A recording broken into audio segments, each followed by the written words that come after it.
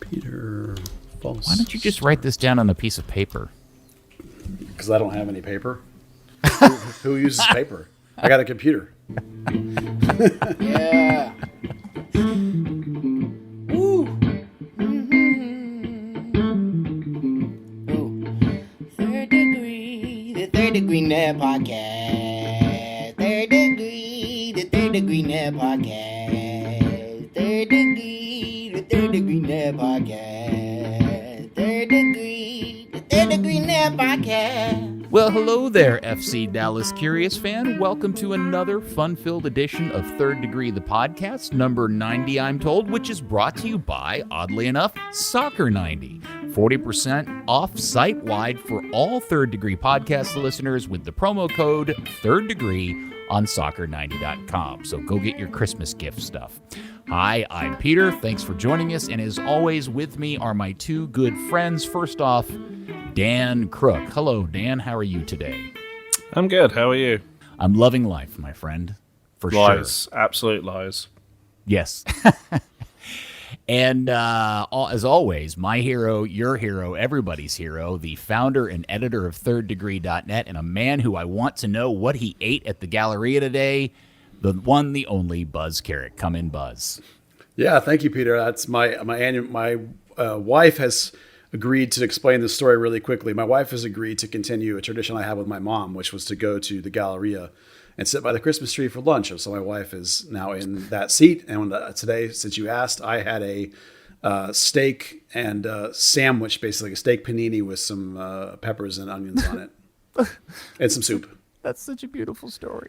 Well, it's important to me, touching. Yes. Continuing a family tradition since my mom is not capable of keeping it up, and my wife has stepped in. That's lovely. Truly, Thanks. Truly lovely. I appreciate that. So you resisted the temptation for the, is it the Mi Casino on the bottom floor?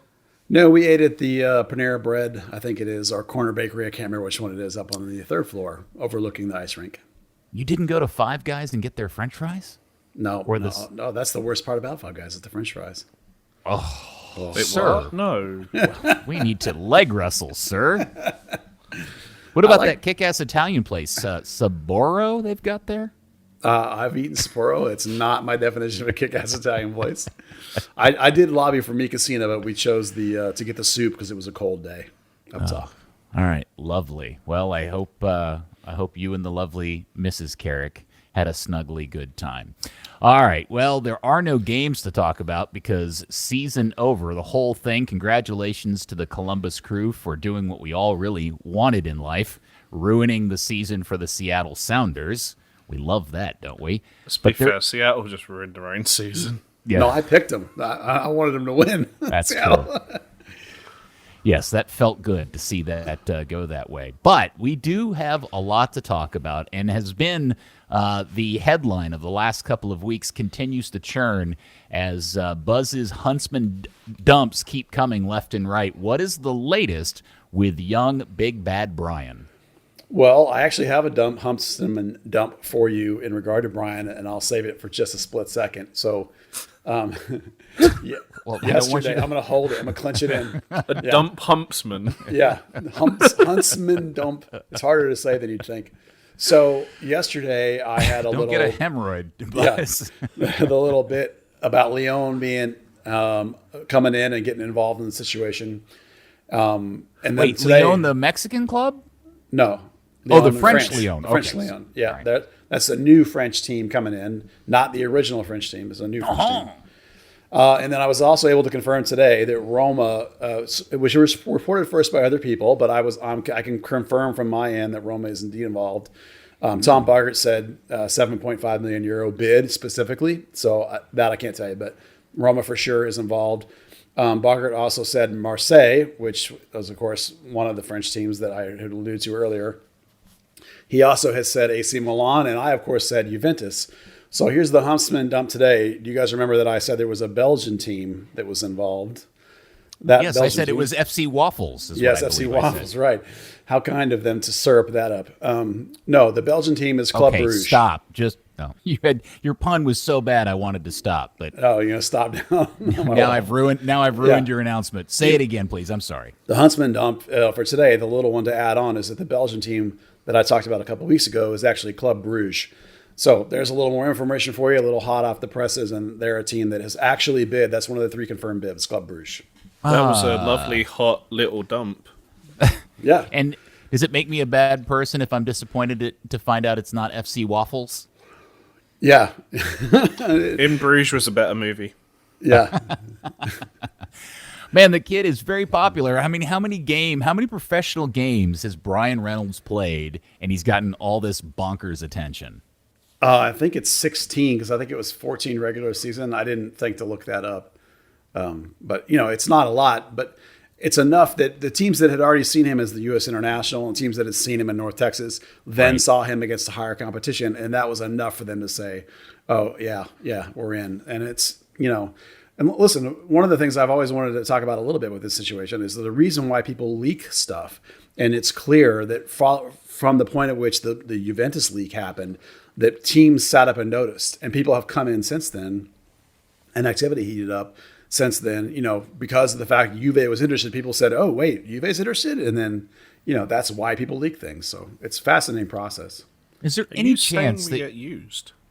Well, my question, No. Dan, is there any sort of solidarity payment for being the leaker or repeating the leak and therefore raising the price? No, not specifically, but, it's how you work a source, They're not going to give away information. Buzz, I'm trying to make you money, man. Oh, no, that doesn't happen. That would be crossing the line. I mean, I appreciate the effort, but Desperate times, Buzz. Desperate times. We're looking for information. So this is how it works. You develop relationships over a long period of time so that when they're actually in these moments, they then talk to you. So that's how it goes. And believe me, I have conversations with people that actually say things like this, like, oh, we want to get this out, or oh, would you like to get this out? Because this can happen, that can happen, and reactions. And somebody else reports something, and they say, oh, good, that got out. Okay, let's give you something else now, like Club Bruges today. So it's a long-winded process, but that's how all of this works, right? Yeah. Like, this is common practice in any sport for players that are moving teams, but specifically soccer. But what's interesting is this is new for us, for this fan base. I'm going to include us in it because this is kind of the first time we've actually been involved in it, but we recognize it from watching it happen globally. But to actually be involved and see this happening in real time with somebody that we know and have watched grow up through the system is really pretty fascinating. Yeah, and the leaks come from all sides. Like, for example, I don't know for sure, but Tom Bogert, who's at the league level, he's probably getting it from perhaps a New York-based agent, or he's getting it from somebody in the league office that's looking to make some hay, or it even could come from FC Dallas. Sometimes ownership has relationships with a specific club, and they want information out that makes that relationship look good to their buddy. So these things are complicated processes, and everyone has an agenda, of course, and that's fine. And that's why the reporting is we try and keep it as factual as possible. When you have your source that said specifically X, Y, and Z, you put that in, and you put it in knowing. And so everybody should read all these things. It's like when a player gets linked to FC Dallas from another country. We always say, take this with a grain of salt until we get some action on our end of the deal, because for all you know, that's somebody just made that up in order to try and get their client more money with their team they're with now. So these things all have agendas when you see leaks like this from different sides of the world and different sides of the bargaining situation, different sides of the table. And it's all intended to do certain things at certain times and put pressure on people. And a lot of times the clubs actually want it to be really, really quiet, unless, of course, they're now looking for some publicity for some reason, and that flips the coin. All right. Where is this going? Like, where is this finally going to end? How much money is this club going to make off this kid? Well, today, the numbers floated today went over 7 million euros, which is roughly 9 million something US, depending on, and there'll always be some involvement with FC Dallas that's going to be, can we get a sell on or whatever? We've talked about that before. It's also important to understand that the price that you give the team, this, let's say the final price is 7 million, just as hypothetical. That actually isn't the most important part to determine which team he goes to. The most important part is the personal terms. Like all this discussing with the team of how much you're going to pay for him is secondary to them actually talking to the player and negotiating the terms of the contract, because some teams choose to go with the contract first and then they go to the team for the bid once they have the player agree. And some other teams do it the other way. They agree the price and then they go to the player. But the bottom line is the player has to agree. If Bryan doesn't agree to go to X, Y, or Z team, then it won't. He's only going to the one that he picks. Like that's the way this works. When he has 10 teams, he gets to pick. Yeah, I was joking about Bryan splurging and buying both an Xbox and a PS5 a couple of weeks ago, but the reason for the joke was I think we all know the kid is about to make a lot of hard cash. Yeah, I think it could hit 10 million MLS money, 10 million American, because I'm not talking about transfer fee. I'm talking about his salary. Oh, his salary. His salary is going to make to make $1 million a year easy playing over in Europe at this point. It'll be over €1 million a year net. Like his, not gross, but net, like his amount he'll pocket after taxes will be over €1 million probably. More than likely. Right. Now, Dan, I'm going to ask you, I know you hate making predictions, but I'm just going to ask you to do it anyway because Buzz has already talked enough. How much are you predicting the transfer fee goes for Bryan Reynolds? You don't have to say where he goes. I just want to know what you think the number's going to be. I think there's enough teams in it to drive it at least towards 12 US. Wow. Yeah, I for sure think it'll get over 10. Yeah. Wow, that's farting crazy. I mean, think about the list of teams that are in. Sorry, Dan, you've heard reported from me and from other people: AC Milan, Juventus, Marseille, Roma. These are big money clubs, and they're now all competing against each other. Even Bruges, who's a lower level team, has something to offer. As you said, Belgium, more playing time. Maybe there's some things for the club there. I don't know. A little less pressure on the kid to go to a league to go to, that kind of thing. Yeah, could be. Could be guarantees of play. Could be sell-on percentage with the team. Maybe it could be. Who knows what it could be. These are complicated processes, and like I said, that's why I say that the actual number offered by a team isn't necessarily the determining factor. The player gets a cut of it, but the personal deal can be even more important. So that might be the most important thing, or it might be the situation. Like, do I want to go to play defense from Maldini? Do I want to go to Roma where their right back is 30? Do I want to go to Bruges where I can walk in and be the man? Those things are all a factor. Yeah. But there's even more than that. Like, you think, like, in France now, if you make more than €1 million, you're taxed at 50%. Whoa. Yeah. So Zlatan had to when he went to Paris Saint-Germain, he negotiated the net, his net salary, not his gross. That's pretty common to negotiate for a net now. Yeah, and then you think like the UK as of January 1st, it's going to be kind of difficult to, to get a lot of foreign transfers, a lot of foreign players who haven't played for a senior national team. Unless you break a certain amount, and then it kind of bypasses the point system they'll have in place. So, if an English team got involved, that could drive the price north just to satisfy the immigration side of things. Yeah, and Man City, you remember, was linked to him too in terms of like someone saying they had called or whatever. So there have been English teams that have at least inquired. It's going to be a complicated situation no matter where he goes, because I think Italy, they have things like non-European exemptions they have a certain amount of them. Mm-hmm. All of this is factors, but I think you're going to see it done by January 1st. I think that's probably by the end of the month it'll be done. Merry Christmas, Big Bad Bryan. Yeah. Well, amongst all of that is the absolutely stunning news that hit today. That Fafa Picault is no longer part of FC Dallas, and he's going to the Houston Dynamo for $250,000 of LMNOP. $275. Did anybody? Was this on anybody's bingo card? I don't think I had a prediction that he would go, but I don't think it surprises me. he was so inconsistent this year. He had moments of really good play and moments of bad play. I did think they would keep him. But given how much trouble they've had on the left wing, Dan, are you surprised by this trade? I'm not particularly surprised. Yeah, I am. I think you've just got rid of your DP left winger. You've just let go of your project left winger in the Tua Henne. The playoff games you were going back and forth trying to figure out if Hollinshead could play up there. Fafa Picault was by far the best player they had on the wing, and really, I think, a hamstring injury away from being... Oh, actually, no, Barrios had a crappy season, so probably was the best winger on the team, period.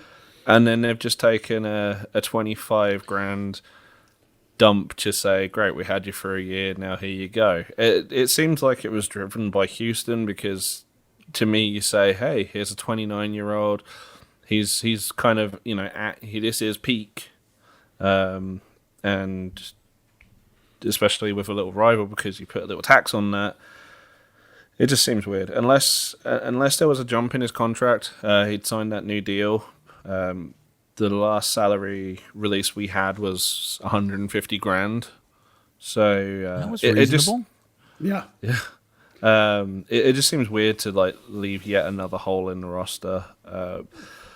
Although one thing, it was kind of funny. You've instantly made your biggest rival stronger, a lot stronger from what they had, on the same day that Austin makes its first actual good acquisition in Alex Ring from NYC for $1.25 million.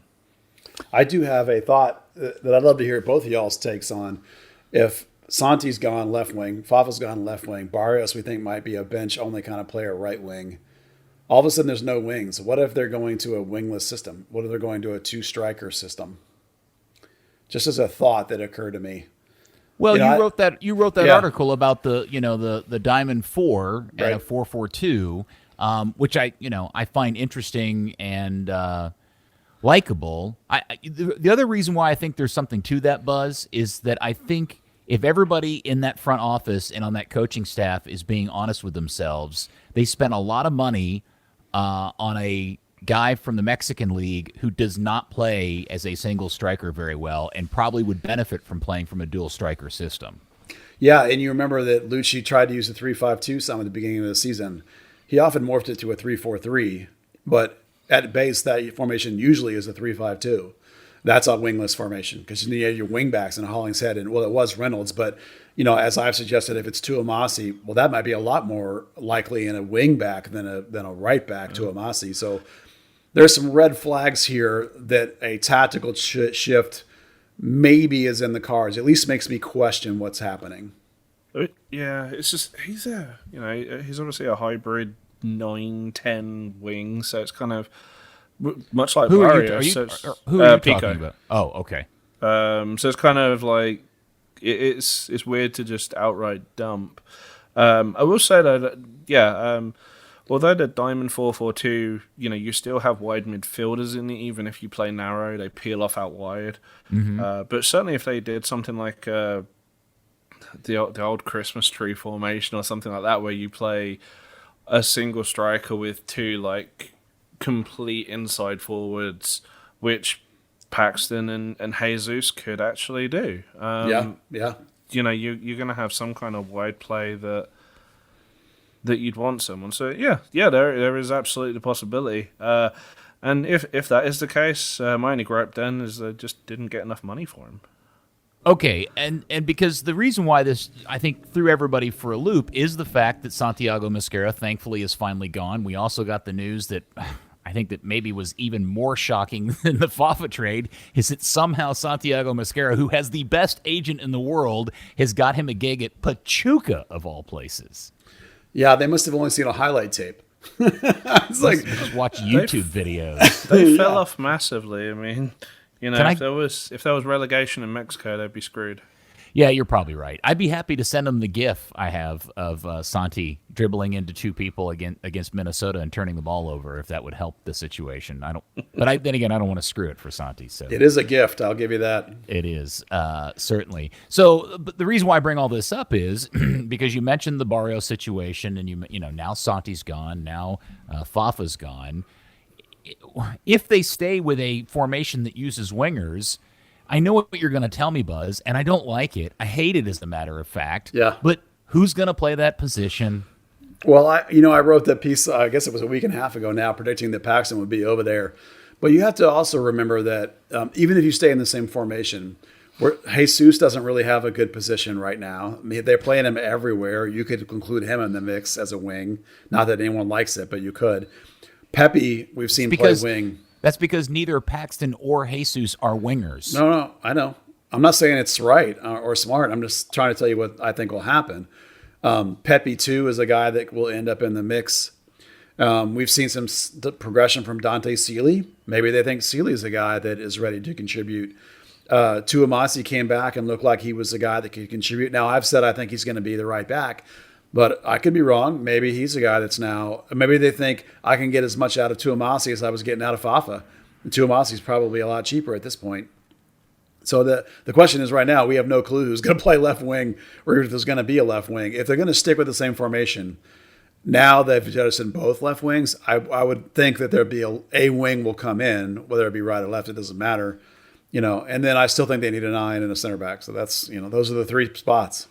All right. So the reason why all of this talk about these people leaving and formations potentially changing are also because this is the silly season. There have been a couple of links of players coming into FC Dallas. So let's first talk about Jadir O'Brien, which is the weirdest combination of first and last names I've seen in quite some time. But the Irish Colombian Jadir O'Brien, what do we know about him? Well, not a whole lot. He's a 25-year-old Colombian right winger. He did score 24 goals over the last 2 seasons.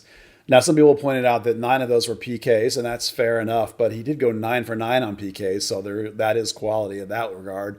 So 24 goals out of a winger, even if some are PKs, is a pretty good production. Now, the Colombian League, we've decided is probably not quite the level of MLS, but I watched 3 or 4 different videos of the guy, and he gives me major Castillo vibes, that kind of very direct vertical winger like Castillo, also raw and the ball bouncing around occasionally like Castillo.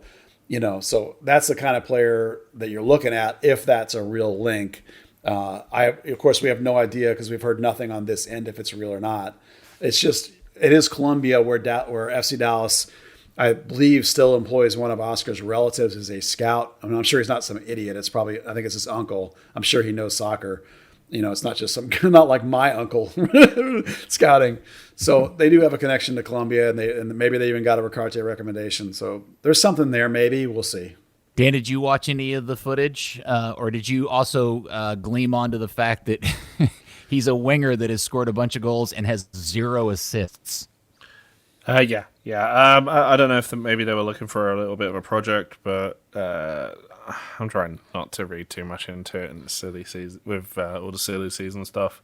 Yeah, the kid was a late bloomer. Came out of some smaller clubs and has burst onto the scene and led the Colombian League in scoring this year with 13. So, I mean, who knows? Like we always say these things. Again, I think I already said this earlier in the podcast. Maybe 1 in 6 or 1 in 8 is real. So we'll see. Well, they certainly need to at least have in consideration something to back up Barrios, considering the fall-off we've seen in the last 12 to 18 months. And the other name was Juan De Nino, a striker playing for Pumas. Yeah, an Argentine. He's 26. He's 6'2". He previously was with Barcelona and Ecuador at one point. I watched some tape on him, too. He is a pure 9, a high 9, back to goal, park it in the box. He will run. He tries to run and puts in good effort and good work. He is not fast, however. I wouldn't say he's as slow as Hara. He's not that slow, but he's definitely not. He's probably closer to Cobra fast, which is not fast either. I was going to say, if you put Cobra, Hara, and De Nino on in a race, who would win? That's a tough one. It would would probably we all watch Hara. to the finish? I mean, not Hara. Probably not Hara. It probably would be Cobra. But the videos. He's definitely Matt a goal Hedges poacher. would win. Yeah, I mean, crosses into the box. He's banging them in. He's got some headers because he's jumping people. It's classic back to goal high striker 9, which we've talked about a lot. Something they need. And if you're going to play Hara 2 in a 2-striker system, and Hara's your off striker, maybe that fits too. So just throwing these things out there because it is the silly season, but it's there's some workable things there. Yeah, all of this talk and then the word about Fafa today leaving, and you're really the perfect image that you posted on Twitter as a representation of the winger situation at FC Dallas, which was just an empty landscape of a desert, an arid desert, was really got me thinking about, okay, what really is going on here, and does lend credence to the idea that maybe they're trying to figure out how they get more out of Hara, and that is putting somebody closer to him. Yeah, how FCD is that, by the way, when you have $1 million player that you think didn't really work out, rather than just getting rid of him, you are going to change things and bring in guys and maybe even switch formations to try and make him work. What'd be really funny is if they do get that Puma striker, and rather than having the kind of pacey guy to make the runs to actually deliver Hara the ball, you instead get the world's slowest 2-striker system. Yeah, it would be a slow combo for sure. I mean, I liked what I saw in De Nino, but he ain't fast, that's for sure. It's so funny. We talk about the perceptions of professional soccer players' speed, because there are 2 instances in my very, very weekend Sunday league playing experience where I've come up against former professionals.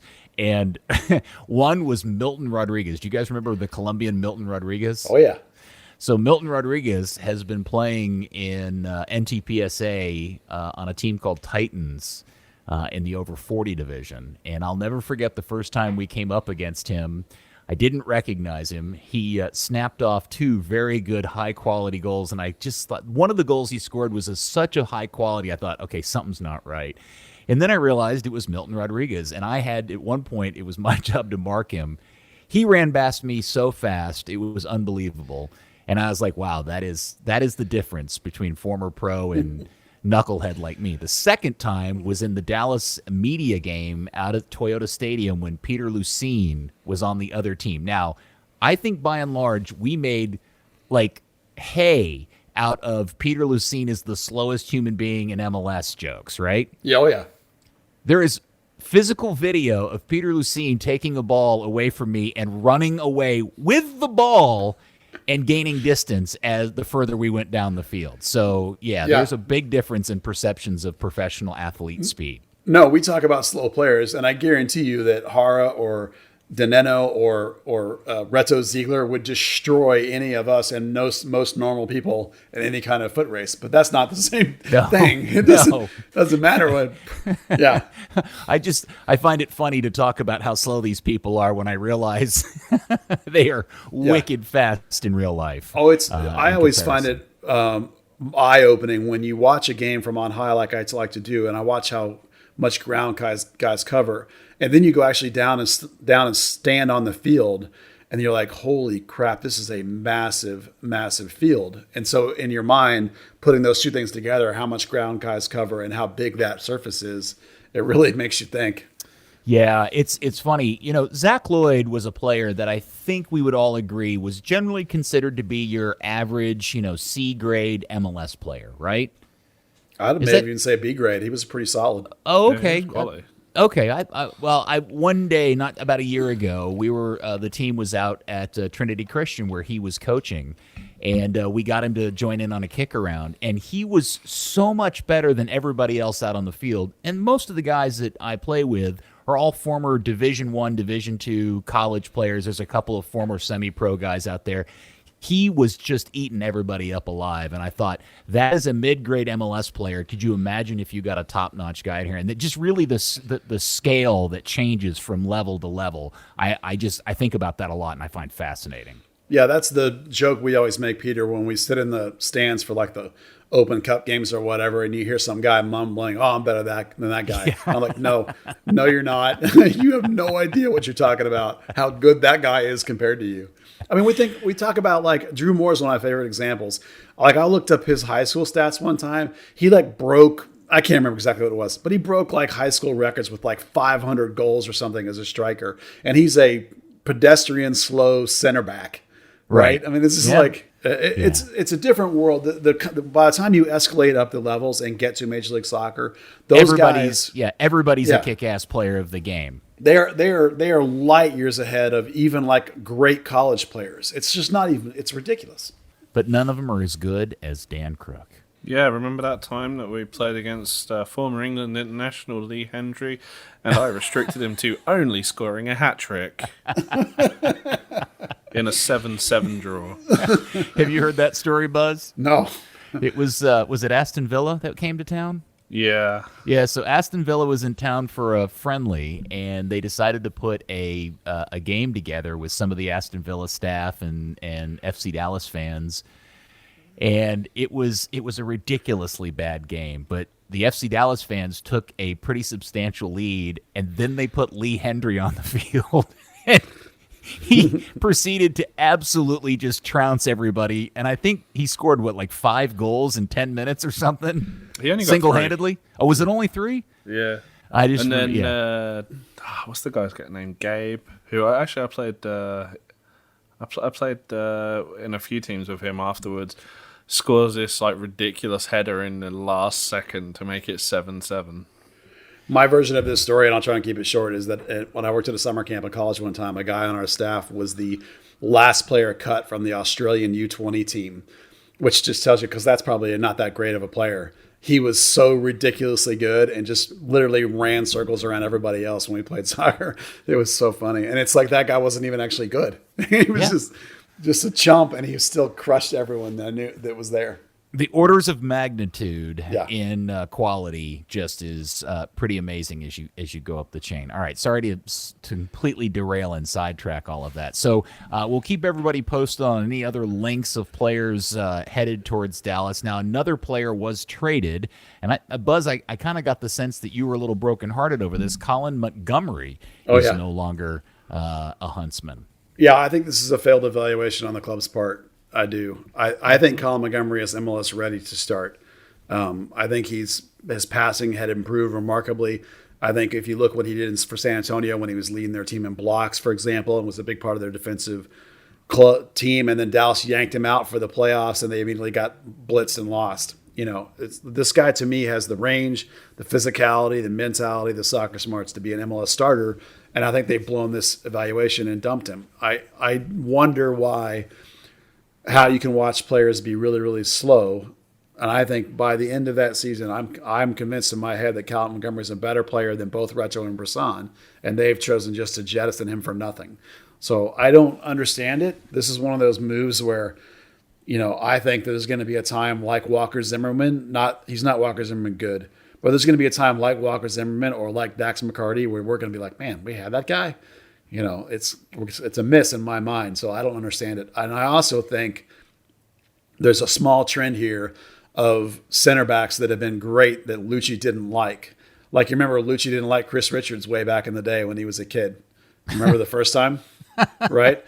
Yes, we all conveniently forget that. Yeah, and there's also a kid that's at Norwich right now, Tomlinson, or I think it's Tomlinson or something like that. You butchered Norwich worse than Tomkinson. Yeah, Nurch. That kid is another center back that was with FC Dallas that left FC Dallas, and they moved him down to Premier, I think, and he went to Solar and then has gone over to Europe. So there's just a minor trend occasionally of Lucci missing out on center backs that I think are pretty good, and so have a few other people. And I'm hoping that it's not a real thing. I mean, I will say that Nkosi Burgess looks legit and Justin Che looks legit. They've got some developing to do, but I like both of those guys. But then I also really liked Colin Montgomery. So it's hard to know for sure what the difficulty was. It may just be age, senior roster versus Justin Che, now reserve roster. They want to clear space for him in a season or so. It's hard to really know for sure. But you notice that Cal Montgomery was instantly snapped up and after they traded him on the half-day window, as I suggested that they should. Yeah, but what the confusing part for me in this, Buzz, is that I think it's a known issue, a known problem position for this club. Yeah. And it seems weird to be moving that guy along, which then leads me to wonder, A, are they really going to stick with Brassan? But even if that's the case, they still need backups. They're not going to let two teenagers be the backups at center back, are they? Let me finish. And then the other thing is that do they have a plan in place to bring somebody? Like, are they actively shopping for a veteran center back to replace Ziegler? Yeah, sorry, I thought you were at the end. Yeah, the answer to that one is that Brassan is not the starter unless something goes wrong. The reason why they didn't pick up his option and are negotiating with him is because his option was basically starter money, and they don't want to pay that. What I hear is that they're actually looking to buy a center back using some of the Reynolds money, basically is what's going to happen. I have no idea as a target or how much. It's just the chatter I'm hearing. And then so your Brassan, if he returns, probably is going to be your third guy, your main backup. And then you'll be looking at Burgess and Che as your fourth and fifth, which is perfectly fine. They'll probably end up drafting one maybe or picking up somebody off of the reclamation pile, like a 30-year-old guy as an emergency guy, like they do every once in a while, bringing an older guy as a backup. But if Brassan is your three, that's fine. Then the odds you're going to need a fourth and a fifth beyond just some garbage minutes here and there are slim. You want to have a fourth and fifth, but they can be Burgess and Che. Yeah. There's a problem with that though. I mean, you've got Burgess, who really after this disrupted season needs to have a full season either with North Texas or out on loan. Che looked too good for North Texas. Probably needs to be out on loan. You needed someone like Callum, 75, 80 grand salary, can sit on the supplemental roster just fine and take those minutes. It just seems kind of short-sighted. Yeah, I think they'll end up getting somebody like that perhaps. Either one or both of Burgess and Che are going to be with North Texas. I think Che will be there the whole year for sure, which means he's going to be in the FC Dallas camp every day. And Burgess, if they go on loan, possibly, but I actually think that there's some people in the club that want to keep him in town for the very same reason. Bounce him back and forth and get him into an MLS game and then get him back to North Texas.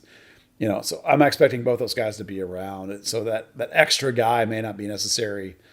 The problem with sending Burgess out on a loan is like wherever you send him, you're now not coaching him. Somebody else is coaching him. And are you guaranteed playing time? Montgomery was a high enough level that he was going to start no matter what at San Antonio, but is Burgess to that level? Not right now, maybe not. You got to make sure that he's going to play. So I think there's a good chance they keep him in his camp. Yeah, but it's kind of like a double-edged sword because he needs a game. He needs to be playing every week, not a game for North Texas and then being the 19th guy on the travel roster, or I guess now it's 21st guy on the travel roster, and just sitting on his Todd in Vancouver or something like that. Sitting on his what? His ass. Oh, no. Tell me what the word you use so I learn the vernacular. Sitting on your Todd means being alone. No, Todd. Is it Todd or Tard? Todd, like the name Todd. Oh, the name Todd. Okay. See, I learn things culturally from you, Dan. That's why I like hanging out with you. Sitting on your Todd. I like that. I'm going to use that sometime. All right. So just to be helpful and as a useful resource to the FC Dallas Curious fan, let's go through all of the positions that we think are of need in this offseason, and let's update everybody. So where are we on strike? Where are we on the left wing? Well, I think it's going to be, like I said, Paxton or Jesus or Pepe, and I think they're going to sign one player in that position, if, of course, they're not changing tactics. Okay, and what was the next position of need that we feel like is there? Well, I also said it was a 9. If you're sticking in the same formation, I think they need a 9 because, Pepe is not seen by Franco Jara as a challenge. For Jara, Pepe's a kid. It's like you need Jara to be pressed, to be challenged. Right. So you need somebody. So maybe that's the Juan De Nino Puma striker guy. It could be. I actually would like to see, some people think I'm crazy, but I want to see a DP striker, like a legit high-end striker to compete with Jara, not just somebody off the reclamation pile like Dom Dyer. Hey, Dwyer's awesome. Is he? The idea of having two DPs on this team both playing the same position, I know, makes me laugh. I know, but let me break in there real quick. You know what a sunk cost is, economically speaking? Yeah, the sunk cost theory. Yes, right. Very much so. Hara is a sunk cost. The money's gone. Forget about it. Just move on. He sucks. You can't get rid of him, but you don't want to play him either. So get a guy there to play and just let Hara sit on the ass on the bench. His Todd on the bench. My worry about Hara is what his effect on the roster and locker room is. I get a weird vibe about that guy. I don't have anything to base it on, and I'm probably being very unfair to say that. But that would be my one concern, is that if he's not playing, he's going to become a sourpuss. I'm left with an impression he's not a great teammate, and I have the same worry that if you bench him, he's going to become a royal pain. But that's why kind of like Dan on this podcast. Yeah. No. Not like Dan. Wow. I love you, buddy. All right, so what's the next position of need that we thought this team had? Well, you might say right wing. I mean, like if you think Barrios needs to be a bench. Are we going to go through all 11 positions? Well, no, because there's only one more after this. If you think Barrios might be as a bench-only player, who's going to start on the right wing? Well, it ain't going to be Dante Sila, I can tell you that. No way. That kid's nowhere close to ready to start. Yeah.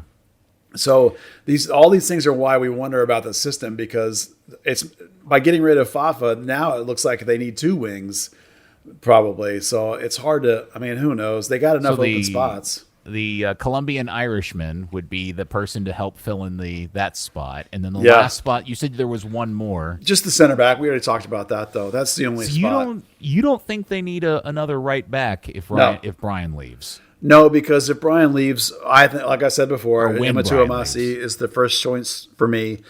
Then the second choice is probably Eddie Munjama. And you also have the Ryan Nelson at right, which we all hate, but Lucci loves it because he loves Ryan.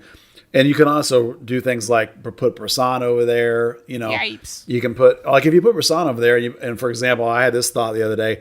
What if you don't have high wings, what if you go more 4-4-2 look and have Johnny Nelson left back, Brassan right back, and then Ryan is your left midfielder, and I don't know who's your right midfielder. There's some options available that don't include playing in the exact same formation. I think the right back is not a massive position for FC Dallas. One reason why Cannon has been sold and Reynolds is going to be sold is because they're not willing to pay a boatload of money for a right back. They're not even going to pay $500,000 for a right back, let alone like the kind of money those two guys are going to draw now. So they move them on, and then they're going to get the next man up, or maybe they'll draft one possibly and go with a senior there. Like if we want to talk about homegrowns, possibly that could factor. We'll see. All right, so running through all of that. Now, the other thing that happened this week is that the Brazilian backup goalkeeper, Phelipe, put on Instagram him signing a new deal with FC Dallas, and it suddenly dawned on me, if Jimmy Maurer wants a lot of money and a new deal, is it possible that Phelipe is your starting goalkeeper for this club next season? Well, no, because Maurer had an option. They picked it up. Oh, okay. So they snuck that one in on you. And the funny part about Philippe showing that he had signed on Instagram is that the club hasn't mentioned it. So I don't know. Maybe he signed personal terms and something else is going on. I mean, I don't really know. Or maybe they just are like they're keeping it low on the radar. Like they haven't mentioned Brassan either. I mean, other than negotiating, like what's going on, hard to know. So, I mean, it looks like he's coming back. I mean, he says he is. Showed a picture of him signing. Yeah. So maybe the fax machine's broken and they didn't get the paperwork in time. Now, we did these, I think we did some variation of these several weeks ago, but the team did finally announce their team awards yesterday or today. Yeah. I don't know what's going on here. I have questions. So do you want me to just run through them real quick so we Sure. can set the table? Yeah. So their MVP was Bryan Reynolds. Their Half a defensive season. Yeah. Their defensive player of the year, Bryan Reynolds. Their offensive player of the year, Franco Jara. Their breakout player of the year, Bryan Reynolds. And the goal of the year is the Ricarte volley versus Houston. And the assist of the year is also Andreas Ricarte versus Houston. And I'm assuming that means that's not the same goal, that now they're counting an assist because it was deflected. Yeah, I have questions about all those but one. Brian Reynolds, breakout player of the year, I buy. But Brian Reynolds' MVP is ridiculous. Brian Reynolds' defensive player of the year is ridiculous. What did they call Brian's mom and let her vote singularly? What's somebody I talked to was like, I said, boy, they're trying to hype up Reynolds for this sale, aren't they? And they were like, yeah, they think they're so clever, like we all don't see it, right? That's what they're doing. The thing that cracks me up about it is, you remember a couple of years ago when Reggie had his breakout season, and then they didn't even nominate him for Defensive Player of the Season, and we all asked why, and they were like, well, he's a two-way player, so he's not actually defensive. And then they made a midfielder Defensive Player of the Season instead. Well, Brian's a lot less defensive than Reggie was. Yeah, it's ridiculous. Yeah, and I'm thinking if you're Matt Hedges or Ryan Hollingshead or any other number of people that probably qualified or were better choices for defensive and MVP of this team, is there any chance those guys are pissed about this, or do they even care about it? Let's be honest, they all laugh at it like we do. It's some halfway in an office who's never kicked a ball in anger in their life. Yeah, I think they know that this is not like a media vote or, it's so patently ridiculous. I mean, the idea of Franco Jara as Offensive Player of the Year, I mean, I know he scored 7 goals and led the team, but that's ridiculous. 7 goals is not Offensive Player of the Year. It's just stupid. And the goal of the year is as gorgeous as that goal looks, it's deflected. So how's that goal of the year when it would have been into the stands if it's not deflected? All right, now I challenge you, Buzz, to actually pick out a goal of the year. This team scored so few goals this year. Were any of them really of note? Yeah, I've got a list. Well, I'll go first because I got one, and then Dan can go. So I'm going first. Mine is the Pepe goal to beat Portland in the playoffs. Goal of the year. For importance, that's good. Yeah, importance. Okay. Big kid coming up, Fair El Tren, right. Hedges like assist. Right. Yeah, goal of the year. Dan, what's your list, buddy? Mine, first is the Paxton Pomacole run versus Philly. He ran through the team, second. had a nice exchange pass with Tanner Tessman, then slotted past God, that feels like Andre a Blanc. billion years ago. That was my number 2 pick. I did have Ricarte's goal as a second, losing points for that huge deflection. Barely ahead of Ryan Hollingshead when he had the back post volley in the home game against Sporting Kansas City. Just perfect first time, banged it into the opposite corner, low. Just absolute perfect technique. You're not going to hit a ball better in your life. Okay. Well, How about obviously, assist? yeah. Did you have a list of assists? Okay, so first I had Michael Barrios, that assist to Franco Jara against the Houston in the first game, where he just dinked it so deftly over the back line and gave Jara the little chip finish over the keeper. Second, Cobra's back heel to Pepe against Montreal. Whether he meant it or not, it was absolutely beautiful. Third, against Columbus, Pico played that deep cross from left wing, almost near the halfway line, curled it beautifully onto a running Michael Barrios header. And then fourth, I had in the third game against Nashville, Ryan Hollingshead's goal. Ferreira played basically the same pass as what they've given the assist of the year award to Ricarte for, but he just played it from a deeper position and it dropped better. It wasn't just kind of like a hit and hope ping over the top. All right, my assist of the year was Brian Reynolds to Ryan Hollingshead, the play where Brian starts over on the sideline and he dribbles through 5 players and then plays it to Ryan at the back post for the goal. That's my assist of the year.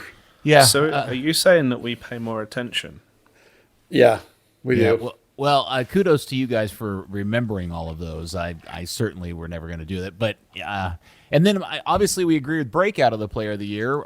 We've made the case that Haro's probably a questionable offensive player of the year. I think we all voted for Matt Hedges. And who was it that we all had of MVP of the year? Well, we split. I had Ryan. Did I have Santos? Did I say it was Santos? I think you said it was Hedges. We should have written him down. Yeah, I don't remember. Well, it wasn't Brian Reynolds. I tell you that. No, it wasn't Brian Reynolds. I love Brian Reynolds. It ain't Brian Reynolds. Here, let me say this. If Brian Reynolds ends up netting this team over $10 million American dollars, then yeah, he's the most valuable player on the team. Yeah. Yeah. No doubt about it. Okay, so I think we've run through all the stuff on Buzz's weekly crayon written run sheet. You spelled really well this week. Oh, the only other thing that's on more. here. Oh, is there? What did I miss? The Willie Nelson news? Oh yeah.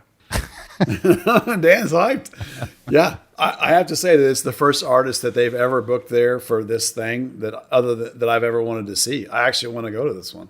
I'm not even a country guy, but I'm definitely in for Willie Nelson. Okay, have you seen Willie perform in the last year? No, and I don't care. I've never seen him perform. That's why I don't care. I'm in. Yes. Yeah, I'm a big fan, but I'm telling you, Buzz, be prepared for a kind of a wincing. Yeah. You're worried that he may not make it through the show, kind of thing. Because Willie, That's how Imagine Dragons was. Yeah. So it sounds Except like it was the people in the crowd were wincing. I was going to say the last time I saw Van Halen was kind of the same way. I was worried Diamond Dave wasn't going to make it. Yeah, poor Willie, man. That guy is. So it's going to be really different this time as well, because before they've always done the Saturday as the Hall of Fame and the concert, and then the Sunday as the game. And now they're doing it all in one day.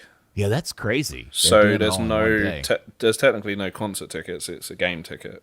I like that. I was just surprised that Willie is out touring and doing shows with all the COVID stuff and his age and his situation. I just find that remarkable. And two, that they would book somebody so far in advance that could end up not being available because of COVID or whatever, and he may change his touring schedule. I would have thought they would have tried to book somebody a little bit more, like less likely to have to change his schedule. Well, he lives down the street. It'll be fine. Okay, all right. In Lukenbach. I mean, they had it last. That's why they canceled it last time. Was because was it Josh Abbott band or some we can country get the thing? Polyphonic Spree to fill in if Willie Sweet. bails out or whatever. H-O-P-S, yes. Okay, any other stuff that we need to cover in today's episode? Well, I have one. I put up an article, I think it was this morning, about potential college homegrowns. Because I think it might have an impact on the right back discussion. Bad timing, Buzz. Yeah. I literally put it up like 5 minutes before the Fafa news dropped. I was like, oh, great. So, although I was excited about it, get as many views as it did, frankly. The deal with college this year is that everybody in college got a blanket 1 year edition. So like the chances of I don't know who's going to be in the draft. Basically, the kids are going to have to all declare whether they're coming out or not because every senior can stay. So it's like, I don't know who's officially going to be in it. They shortened it by a round, by the way. That's good. So the homegrown list really for me is only one name this year, just like it was one name last year. And that name is Mark Salas, who's a 4-year starter at right back for North Carolina. He was the right back on the academy team for when they won the national championships and then when they won the Dallas Cup with Paxton and those guys. He's very versatile. He can play anywhere on the back line. His older brother Martin also played at UNC, but Mark is the better player. And I think he's worth a homegrown signing just because of, A, the right back situation when Reynolds is sold, but also because he's a versatile defender. He's played for Diablos. I think he's got MLS potential, but he's the only kid I see in college that's worth signing right this minute because right now it's a mess, frankly. The other guy people like to talk about is Brandon Terwig, who's the senior center back at SMU. I don't think he's quite there yet. I want to see a little more out of him before I could say that he's ready for a homegrown. But that's what we got. You're a nerd, and I love you for it. Buzz. I know. I actually called the article Slim Pickens because there's not a lot of options this year in terms of that. Dan, do you have anything you'd like to include here on the pod today? Just record my thanks to you. Okay, well, you don't need to do that yet. Hold on, I'm not done yet because I've got something I want to throw in here. Buzz, may I have your permission to pimp a couple of things? Yeah, pimp away. So first, tentatively scheduled to appear on this weekend's very special episode of The Kick Around, the radio show is moving up to noon for a noon start this Saturday on the ticket. There's a football game later in the day, and we're helping fill in for the show that's usually on before us. We're going to be on for 3 hours, and tentatively scheduled to appear on the show, Paxton Picault. Yes. Pretty exciting. Believe it or not, I can't believe it's happening. But and we'll get to ask him and get an update direct from the horse's mouth on his health situation and how he's feeling and what he's been doing. and how long it takes him to grow that mustache. So we'll ask all the hard questions. I bet he says he feels great because that's what he always says. Yeah, but I'm gonna. You know me, Buzz. I'm not gonna let go. I'm gonna push him pretty hard on this one. And the other thing is, I hate to step into Buzz's territory, but for the first time ever in the 6 years we've been doing the show, we finally have on sale just in time for Christmas the official Kick Around jersey. We announced it today, and it's only $15. I like it. I'm pretty excited about it. It comes in white and gray. And all the way up, Buzz, because I know you're going to ask, all the way to triple XL. Oh, thank you for fat guy sizes. Look, I instantly recognize, by the way, that it's the victory jersey. So props to me for recognition and well done. Escape to victory. Get it right. I'm not English. I'm American. Now, I will include that the company that we're doing this with. So I don't want anybody to feel like we pulled a fast one on them. So this one's $15. It's a like a dry fit type of T-shirt. Here shortly, we're also going to include, I think, 3 different designs, but the option for the listener to pick the color scheme of their favorite team as the shirt. So if you're, for example, a Wolverhampton fan, you can it'll still be the show logo, but the shirt will be the gold and the black. Wait, you're colorizing your logo? No, we're not color. The logo will stay our color, but the shirt itself will be the color of your favorite, generally Premier League team. Stand your ground. Yeah, we're making all. Yeah, I do not recolorize my crest. So that is kit rule number 132. Yeah. So but they'll be much more expensive because they'll be actual soccer jerseys, and they'll be like $50 or $60 or something. Oh, you can get your name change. the one that you can change and customize. You'll be able to put your name and number on it, and that's coming up later. But for Christmas, you can get the $15 Kick Around shirt now. And if you want to buy one, there's a link on our Twitter account at the Kick Around. Very good. Excellent. All right. Well, Dan, here, this is the proper time where you and I exchange pleasantries. Thank you, sir, for your insight, wit, and time today. Thank you. Thank you. Sorry, I was off with my time. Timing. And it's the weird delay. And Buzz, thanks for all your hard work this week. I know you're very busy trying to figure out where Bryan Reynolds is going to land and keeping everybody up to date. You're doing the Lord's work, sir. Well, so thank you. And make sure, everybody, if you do like what we do, support us at patreon.com/third degree. And we should say, because I haven't done it in a while, thanks to Pappy Check for the music. Yeah, absolutely. I do find myself singing that goofy song. After I know, me too. I hear it, and and you know what? It really does make for good intro and outro music. It does. It's got a kick-ass vibe. Just want to remind everybody that Third Degree, the podcast, is brought to you by Soccer 90. Right now, 40% site-wide for all the kick-ass soccer gear. They got everybody's gear up there.